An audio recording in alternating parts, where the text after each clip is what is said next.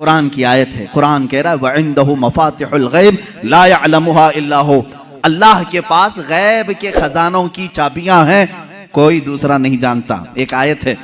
دوسری آیت جو یہ پڑھ کر کے ہمیں سناتے بھی ہیں اور سلفی اور کہتے ہیں تم رسول کو علم غیب کہتے ہو. قرآن کہہ رہا ہے قُلْ لَا أَقُولُ لَكُمْ عِنْدِي خَزَائِنُ اللَّهِ وَلَا أَعْلَمُ الْغَيْبِ. اے رسول آپ فرما دے میرے پاس اللہ کے خزانے نہیں اور میں غیب نہیں جانتا. یہ آیت میں صاف ہے اور میں چرا کر کے نہیں جاؤں گا، صاف پڑھ کر کے جاتا ہوں.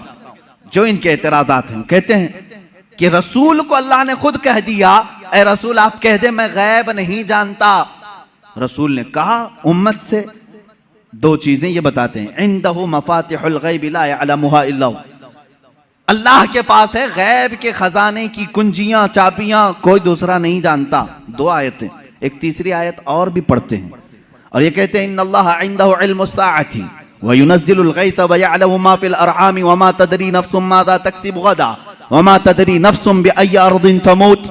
بے شک اللہ کے پاس 5 چیزوں کا علم ہے، اس کو کوئی دوسرا نہیں جانتا.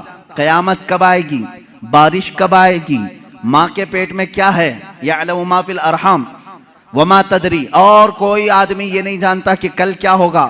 5ویں چیز ہے کوئی یہ نہیں جانتا کہ کس زمین میں مرے گا. 21ویں پارے کی آیت ہے اللہ فرما رہے 5 چیزوں کا علم اللہ ہی کے پاس ہے. میرے عزیزو یہ سوالات کے بوچھار ہیں جو ایک سیدھے سادے بھولے بھالے سنی مسلمان کے سر پر لاد دیے جاتے ہیں اور اسے بوجھل کر کے کہا جاتا ہے.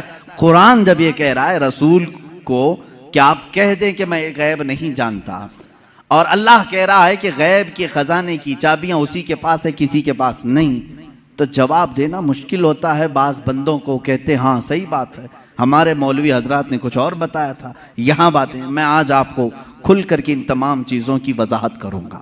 ایک بات میں تقریباً یہاں پر 100 کتابوں سے ثابت کر سکتا ہوں. مصنفین، شارحین حدیث، سیرت نگار، محدثین، مفسرین قرآن، ان کی پوری جماعتوں کے تقریباً 100 ائمہ کرام کی کتابوں سے ہم ثابت کر سکتے ہیں.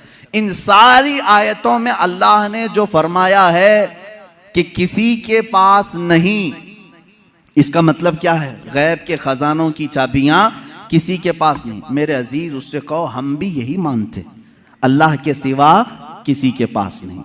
پہلی آیت پر میں بات کر رہا ہوں. ہمارا بھی عقیدہ یہ ہے غیب کے خزانوں کی چابیاں صرف اللہ کے پاس ہے، لیکن اسی آیت میں یہ کہیں دکھا دو کہ اس خدا نے یہ بھی کہا ہو کہ میں کسی کو دیتا بھی نہیں.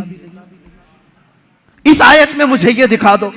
یہ تو میں بھی مانتا ہوں کہ اللہ نے فرمایا غیب کے خزانوں کی چابیاں صرف اسی کے پاس ہیں، مالک وہی ہے، لیکن کیا اس نے اس آیت میں یہ بھی کہا کہ میں یہ کسی کو دیتا ہی نہیں؟ یہ مجھے بتا دو. کہیں کہا اللہ نے میں کسی کو دیتا ہی نہیں؟ لیکن میں تمہیں بتاتا ہوں اللہ دوسری جگہ فرما رہا ہے وَمَا كَانَ اللَّهُ لِيُطْلِعَكُمْ عَلَى الْغَيْبِ وَلَكِنَّ اللَّهَ يَجْتَبِي مِن رُّسُلِهِ مَن يَشَاءُ. اللہ رب العزت کے پاس علم غیب کے خزانے ہیں، کوئی دوسرا اس کا مالک نہیں.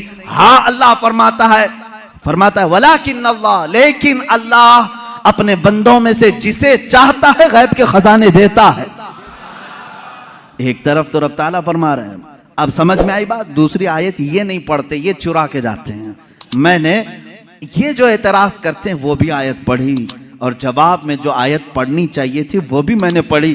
اللہ نے فرمایا بالکل سچ ہے، ہمارا عقیدہ بھی یہی ہے غیب کے خزانوں کی چابیوں کا مالک صرف اللہ ہے. لیکن اس نے کہیں قرآن میں یہ نہیں کہا کہ میں یہ چابیاں کسی کو نہیں دیتا. کہیں کہا اللہ تعالیٰ نے، بلکہ رسول سے پوچھتے ہیں. میرے آقا صلی اللہ تعالیٰ علیہ وسلم خود فرماتے ہیں، حدیث پاک ہے، صحیح حدیث ہے، اعطیت مفاتیح خزائن الارض.